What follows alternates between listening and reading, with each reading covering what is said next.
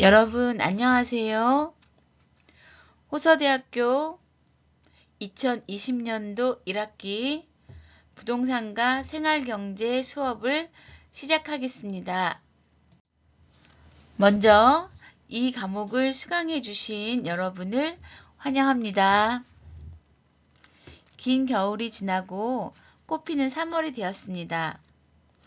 3월이 되면 개강을 하고 강의실에서 여러분과 직접 만나 인사해야 하는데 올해는 코로나 바이러스라는 불청객이 찾아와서 이렇게 온라인 수업으로 여러분과 만나게 되었습니다.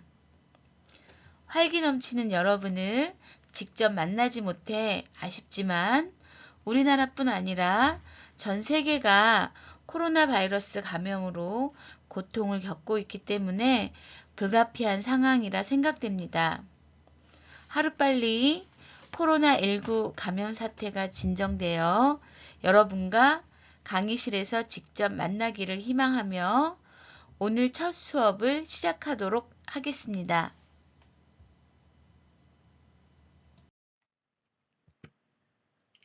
강의에 앞서 저를 소개하도록 하겠습니다. 여러분 제가 궁금하시죠? 우리가 직접 만날 수 없으니까 이렇게 사진으로 먼저 인사를 드리도록 하겠습니다. 저는 호서대학교 벤처대학원 벤처경영학과에 소속되어 있는 이재순 교수입니다. 우리 호서대학교는 4개의 캠퍼스로 구성되어 있습니다. 여러분 잘 알고 계시죠? 제가 소속된 벤처대학원은 서울 캠퍼스에 위치하고 있습니다. 그래서 저는 이번 학기 매주 수요일 부동산과 생활경제를 수강하는 여러분을 만나기 위해서 즐거운 여행을 할 계획입니다. 저는 도시행정학을 전공했습니다. 이를 바탕으로 도시 및 부동산 개발, 도시 마케팅, 주택정책, 감정평가 등에 관한 연구와 유관학회 활동을 하고 있습니다. 화면상에 저의 간단한 프로필이 보이고 있습니다. 그리고 저는 지난 2월에 2019년을 빛낸 도시계획인으로 선정되기도 하였습니다. 이러한 저의 다양한 경험과 지식을 바탕으로 여러분과 함께 이번 학기 수업을 알차고 유익하게 꾸려보도록 노력하겠습니다. 그리고 화면상에 제 이메일 주소와 핸드폰 번호가 보입니다. 여러분께서 이 수업과 관련돼서 궁금한 사항이 있으시면 언제든지 제 이메일이나 핸드폰으로 연락 주시면 성실하게 답변하도록 하겠습니다. 자, 그럼 지금부터는 부동산과 생활경제라는 과목에 대해서 다 같이 생각해 보도록 하겠습니다. 지금 부동산과 생활경제 과목을 듣고 계신 여러분은 부동산에 대해서 관심이 많으시죠? 아마도 여러분뿐만 아니라 여러분의 부모님들도 부동산에 대한 관심이 굉장히 크실 거라고 생각됩니다. 제 주변에 있는 지인들도 부동산 투자에 대해서 굉장히 관심을 많이 두고 있습니다. 그렇다면 왜 많은 사람들이 부동산에 대해서 알고 싶어 할까요? 개인마다 차이는 있겠지만 제가 생각할 때는 무엇보다도 오랜 기간 동안 우리나라에서 부동산 가격 상승이 계속되면서 우리가 부동산을 투자의 대상, 또 부자가 되기 위한 재테크의 수단으로 인식하고 있기 때문이 아닐까 생각합니다. 특히나 최근에 계속되는 정부의 고강도 부동산 규제에도 불구하고 집값이 계속해서 고공행진을 이어가다 보니 우리 사회에 부동산 투자에 대한 관심이 연령, 성별, 그리고 지역에 관계없이 확대되고 있는 추세입니다. 이러한 부동산에 대한 관심은 대학생, 사회초년생과 같은 20대, 30대는 물론이고 유튜브라는 채널을 통해서 10대에게까지 파고들고 있다는 언론 보도도 있습니다. 또 실제로 부동산을 배우고 싶다고 아주 유명한 유튜버를 찾아가는 10대들도 있고 이들에게 직접 투자 상담을 받고 갭 투자를 하는 대학생들도 나타나면서 이에 따른 피해도 생기고 있습니다. 또 부동산 말고는 돈 벌 곳이 없다는 사회적 인식이 확산되면서 여러 대학에 부동산 관련, 투자 관련 동아리도 생겨나고 있습니다. 과거에는 주식 동아리가 대학생들의 재테크학습의 플랫폼이 되었다면 최근에는 부동산 관련 동아리가 이를 대체하고 있다고 볼 수 있지요. 부동산 투자 방법과 노하우를 배우려는 대학생들이 많아지면서 전국 곳곳에서 실제 갭 투자가 이루어지고 있습니다. 특히 서울과 수도권 집값이 급등하면서 대학생들이 상대적으로 집값이 저렴한 수도권 외곽이나 지방을 돌며 갭 투자를 하게 되면서 이에 따른 피해도 생겨나고 있습니다. 왜 이런 일이 벌어질까요?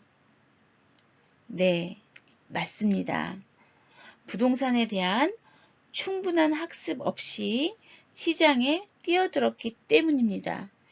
이러한 일은 젊은 대학생들 뿐만 아니라 나이가 50대, 60대, 사회 경험이 많은 어른들에게서도 충분히 일어날 수 있는 일이고 실제 일어나고 있습니다. 부동산은 우리 생활과 아주 밀접한 필수 재화입니다. 여러분이 호서대학교를 졸업한 후에 다른 지역으로 취업을 하게 되면 집을 구해야 합니다. 또 직장을 다니면서 좋아하는 사람이 생길 수 있죠. 그래서 결혼을 하게 되면 여러분은 신혼집을 구해야 하겠죠. 또 전세집을 구하게 될 수도 있고 저축을 열심히 해서 주택을 분양받을 수도 있습니다. 그리고 재테크를 위해서 투자를 할 때에도 부동산에 대한 의사결정이 이루어질 수밖에 없습니다. 뿐만 아니라 부모님이 살고 계신 집이 노후화돼서 재개발이나 재건축 사업을 하게 될 때에도 이 모든 과정이 부동산과 관련이 되어 있다는 것입니다. 그러나 부동산은 도시계획 제도, 용도지역, 그린벨트라고 하는 개발제한구역과 같은 토지 이용 규제와 연결되어 있고 또 여러분이 언론이나 신문을 통해서 많이 봤던 LTV, DTI 규제와 같은 정부의 정책과도 연계가 되어 있기 때문에 매우 전문적인 지식을 필요로 하고 있습니다. 그런데 이러한 지식이 없는 경우에 과도하게 근저당이 설정되어 있는 집을 임대하여 보증금을 돌려받지 못하기도 하고 청년이나 신혼부부를 위한 특별공급제도의 대상자가 됨에도 불구하고 이를 몰라서 활용하지 못하는 경우도 실제로 많습니다. 또한 최근에는 기획부동산에 속아서 개발이 불가능한 토지를 구입하는 경우도 빈번하게 발생하고 있습니다.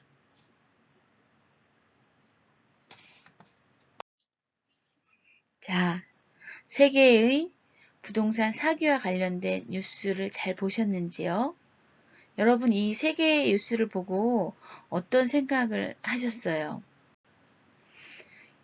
저런 일들은 TV에서 나와는 거리가 먼 일이라고 생각이 드십니까? 그렇게 단정 지을 수 있는 우리 학생들이 있을까요? 아마 대답은 NO일 것 같습니다. 이러한 부동산 사기는 나에게 닥칠 수도 있고 우리의 부모님에게도 닥칠 수 있고 내 친구에게도 얼마든지 일어날 수 있는 일이라는 것을 명심해 주셨으면 좋겠습니다. 그럼 2020년도 1학기 부동산과 생활경제를 수강하는 여러분은 무엇을 공부할 것인가? 네, 이거에 대해서 저희가 고민해 보겠습니다.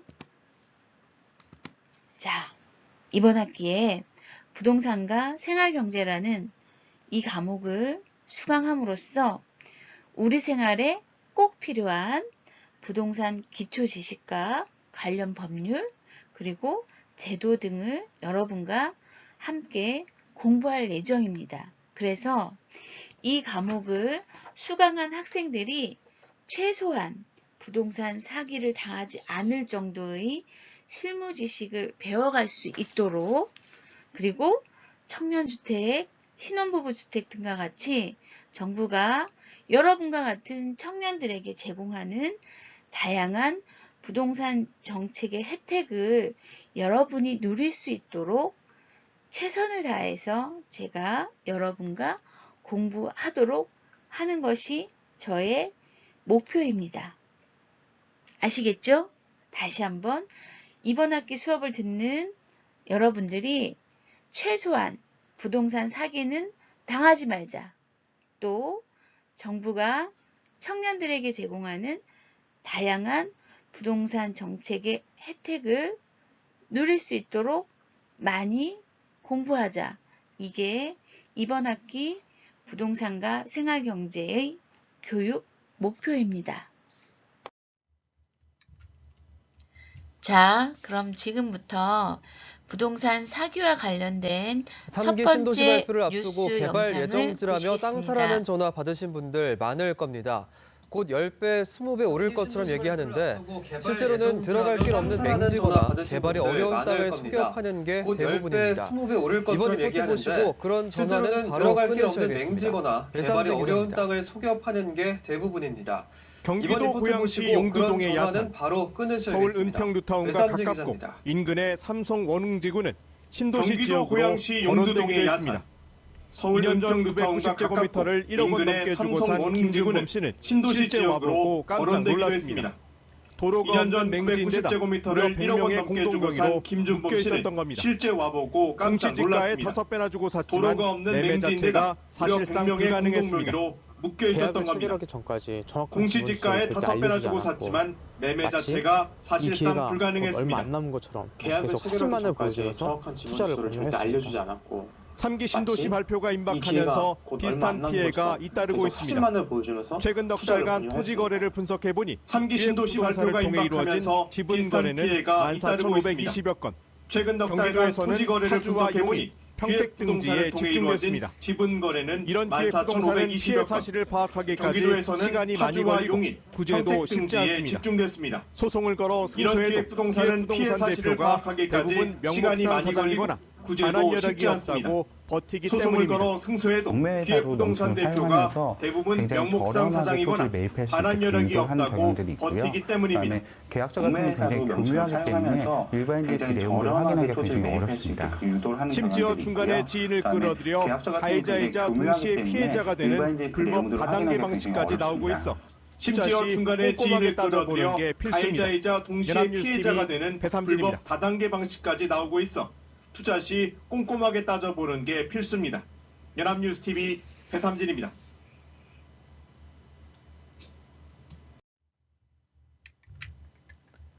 다음은 부동산 사기와 관련된 두 번째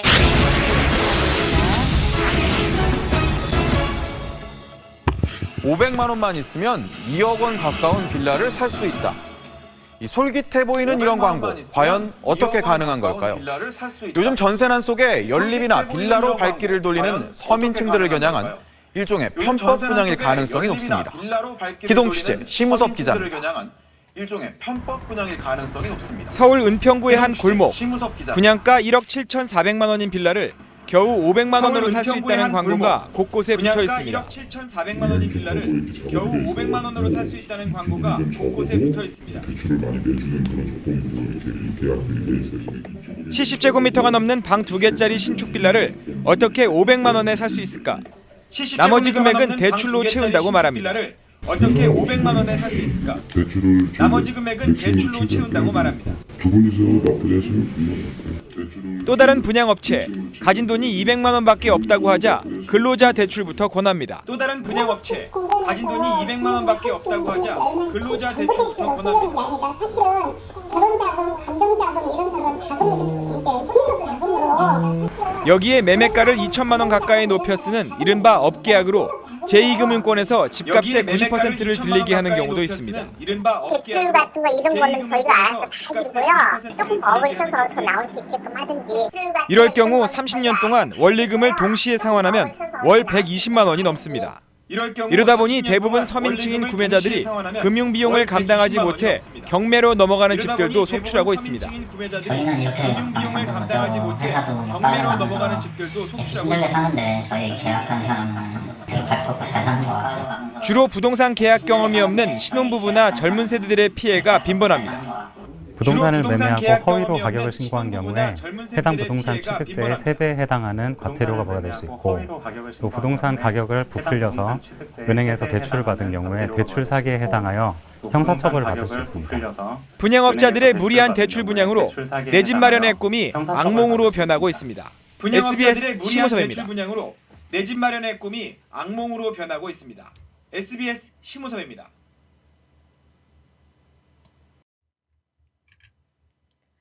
자, 이제 세 번째 부동산 사기 관련 뉴스 영상 보시겠습니다.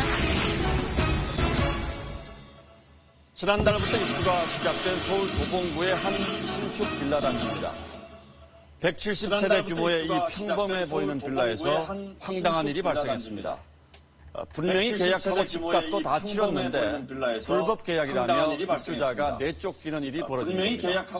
심지어 한 집에 2명이 소유권을 주장하는 이중 계약까지 발생했습니다. 이게 어떻게 된 일일까요? 한난 기자의 기동수입니다. 이중 계약까지 발생했습니다. 건장한 용역업체 직원이 빌라 대문을 통째로 뗍니다. 그리고는 신발을 신은 채 집 안으로 들어와 집기를 바닥에 마구 내던집니다. 입주자가 제지하다 다쳐 병원에 실려가자 용역 직원은 대문을 아예 용접해 봉쇄해버렸습니다.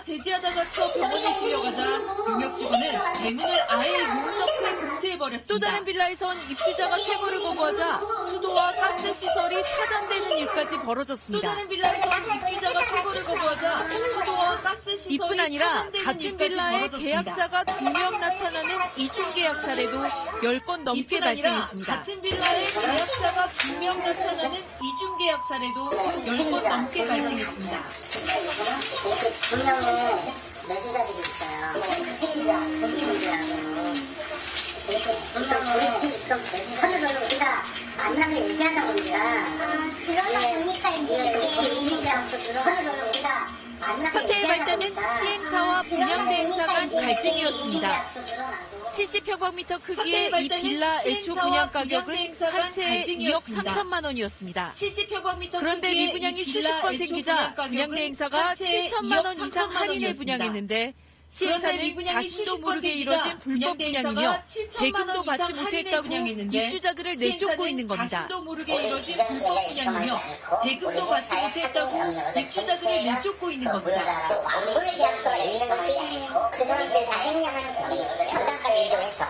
이에 대해 분양대행업체는 시행사가 미분양분을 정리하기 위해 할인 분양을 하자고 했고 분양대금도 모두 시행사 계좌로 이체했다고 주장했습니다.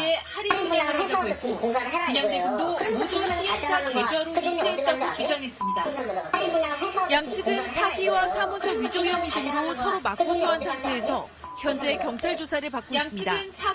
업체들의 기약 없는 다툼 속에 서민들의 내 집 마련 꿈은 산산이 조각날 처지입니다. SBS 권란입니다. SBS 권란입니다.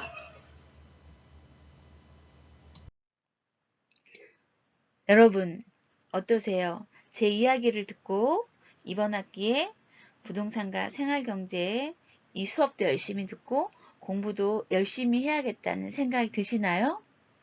그래서 또 혹시나 부동산과 관련된 수업 교재를 따로 구입해야 하나라는 생각을 하는 학생들도 있을 수 있습니다. 그런데 저는 수업 교재는 별도로 필요로 하지 않습니다. 그래서 여러분은 별도의 교재를 준비하지 마시고 매주 수업 내용과 관련된 자료들을 제가 블랙보드에 올려드릴 거니까 그 자료를 활용하시면 됩니다. 그리고 4주간의 온라인 수업이 끝난 후에 저희가 강의실에서 만나게 될 때는 또 제가 수업 시간에 유인물을 여러분들에게 나눠줄 예정입니다. 그리고 부동산과 관련돼서 우리가 알아야 될 이슈가 있다라고 하면 그와 관련된 언론 기사나 자료들을 여러분과 공유할 예정입니다. 예를 들면 지난해 부동산 시장에서 굉장히 이슈가 됐던 분양가 상한제, 이게 무슨 내용인지, 그리고 실제로 부동산 시장에 어떤 영향을 미치는지 이와 관련된 자료들을 정리해서 공유를 학생들과 했습니다. 올해도 이런 이슈가 있다라고 하면 수업 시간에 여러분과 공유를 하도록 하겠습니다.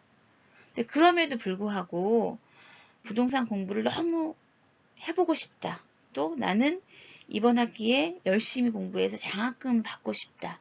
이런 생각을 하는 학생이 있으시다면 사실은 굳이 어떤 책을 사지 마시고 도서관에 비치된 현대부동산이라는 책을 빌려보시면 충분할 것 같습니다. 이 책은 양현사라는 출판사에서 2019년 2월에 발간이 된 책입니다. 그래서 이 책을 보시면 부동산과 관련된 기초 지식들을 충분히 익힐 수 있다라고 생각이 듭니다.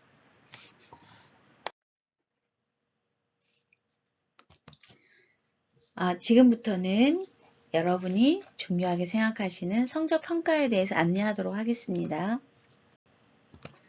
성적평가는 출석, 중간고사, 기말고사, 과제, 역량평가 5개의 항목으로 구성되어 있습니다.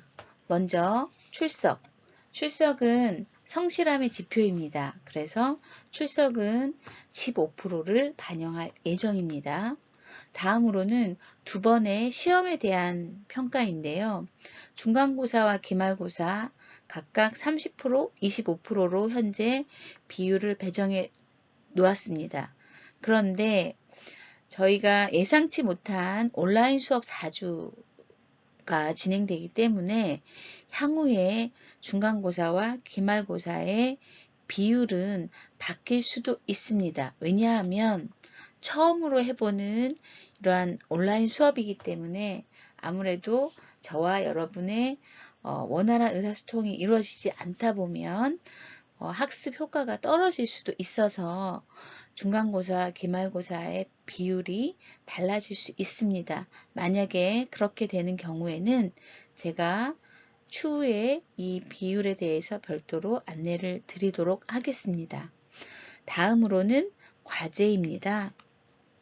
과제는 온라인 수업이 진행되는 4주간에 여러분에게 부여되는 퀴즈나 과제에 대한 성적 평가입니다. 그래서 한 주에 5점씩 해서 20%를 반영할 예정이고요.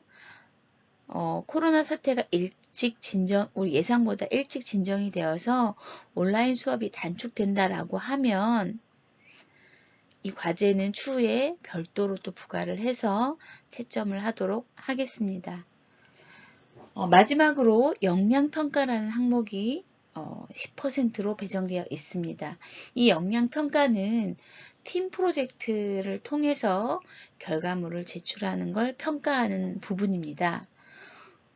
저희 과목은 교양 과목이다 보니까 다양한 전공의 학생들이 섞여 있습니다. 그래서 저희가 다양한 학생 구성원들 간의 의사소통과 협력을 통해서 새로운 결과물을 도출할 수 있도록 이번 수업에서는 팀 프로젝트를 수행할 예정인데요. 팀 프로젝트라고 해서 아주 어려운 건 아닙니다. 부동산 케이스 스터디, 즉 개발 사례나 익선동이나 연남동 같은 이런 재생 사례를 답사를 하고 그거에 대해서 보고를 하는 리포트를 제출하고 발표를 하는 과정이라고 보시면 되겠습니다. 그래서 이 과정에서 학생들끼리 충분히 논의를 하고 그 과정에서 결과물을 도출하는 과정에서 어떤 창의적인 사고와 분석 능력을 함양할 수 있도록 이 팀 프로젝트 항목을 평가 항목을 하나 넣었고요. 10% 반영할 예정입니다.